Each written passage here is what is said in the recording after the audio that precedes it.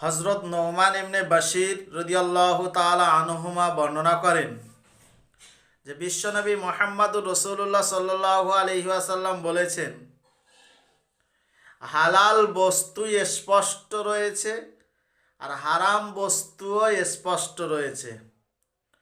হারাম এবং হালালের মাঝখানে অস্পষ্ট বিষয়গুলি হচ্ছে অনেকেই জানে না। যদি কেউ ভালো কাজের মধ্যে লিপ্ত হয় সেটা হালাল হবে, আর যদি কেউ মন্দ কাজের মধ্যে লিপ্ত হয় সেটা হারাম হবে। তবে জেনে রেখে দাও, যারা মন্দ কাজের মধ্যে লিপ্ত আছে তারা এমনভাবে লিপ্ত আছে যেমন রাখালেরা ছাগল চড়ায়, পশু চড়ায়, তার চতুর্দিকে পশু আর যেমন সে আশপাশে ঘুরে বেড়ায়, যে কোনো মুহূর্তে রাখাল পশুর মধ্যে ঢুকে পড়তে পারে। ঠিক সেই রকমই যারা মন্দ কাজ করে তারা যে কোনো মুহূর্তে কঠিন পাপের মধ্যে লিপ্ত হয়ে যেতে পারে। তবে শোনো, প্রত্যেক বাদশার একটা সংরক্ষিত এলাকা আছে।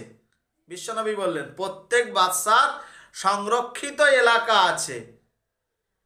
আল্লাহ পাকের জমিনে আল্লাহর সংরক্ষিত এলাকা হচ্ছে হালাল বিষয়বস্তুগুলো পালন করা আর হারাম বিষয়বস্তুগুলো নিষেধ অমান্য করা।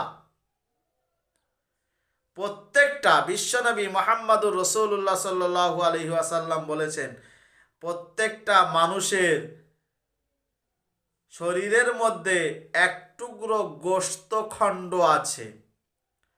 সেই গোশতখণ্ড যদি কারোর ভালো থাকে তার সমস্ত শরীরটাই ভালো থাকবে, আর যদি গোশতখণ্ডটা যদি খারাপ হয়ে যায় তার সমস্ত শরীরটাই খারাপ হয়ে যাবে।